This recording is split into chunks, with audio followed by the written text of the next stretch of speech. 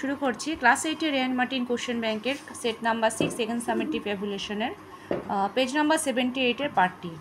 তো আজকে আমরা করব সিনের পোর্শন। আমরা পরে আনসিন এবং আদার্স গ্রামার অ্যান্ড ভোকাবুলারি তোমাদেরকে করে দেখাবো। তো প্রথমে আছে এখানে সিন, বলছে reading seen, read the text carefully and answer the following question. এখানে যে সিনটা দেওয়া আছে সেটা পড়ে তোমাদেরকে কোশ্চেন অ্যান্সার করতে বলা হয়েছে। রিডিং সিনের আমরা প্রথমে কোশ্চেন অ্যান্সারে চলে যাব।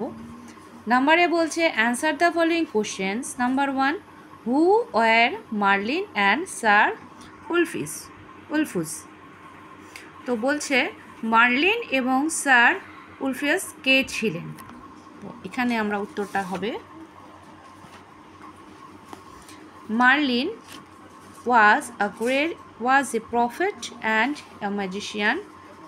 Sir Ulfius was the brave knight.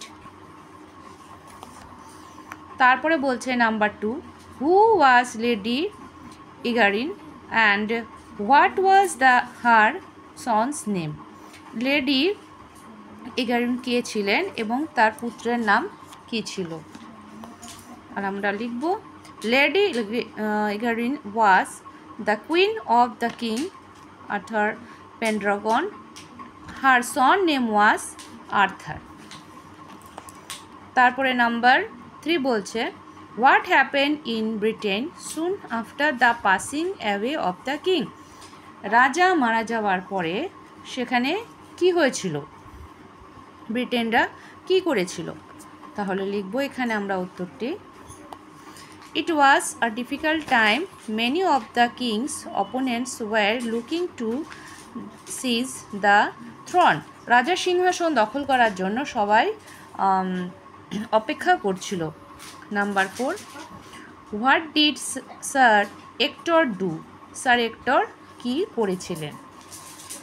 Number 4 হবে sir hectare being a true night asked no questions and promised to obey his late king's counselors. রাজা স্যার হেক্টর ছিলেন একজন বিশ্বাসী প্রজা। তিনি কোনো প্রশ্ন না করে তিনি তার রাজার যে কাউন্সিলর ছিলেন তাদের আদেশ তিনি পালন করেছিলেন। এরপরে হয়ে গেল আমাদের এ নাম্বার হয়ে গেল। এরপর বি নাম্বার বলেছে fill in the blank with words taken from the passage থেকে নিয়ে আমাদেরকে এখানে একটি ওয়ার্ড লিখতে হবে। কি হবে? One should dash one's parents. তো one should dash one's parents, এখানে হবে ওয়ান শুড ওবে। তোমাদের উত্তরটি দেখিয়ে দিই, এখানে হবে ওয়ান শুড ওবে। তো এ হয়ে গেল 1 নাম্বারে আমাদের পোর্শন। এরপরে আসছে আমরা নাম্বার 2তে। নাম্বার 2 বলছে এখানে দ্য সি থেকে দেওয়া হয়েছে দ্য হাংরি ডগ।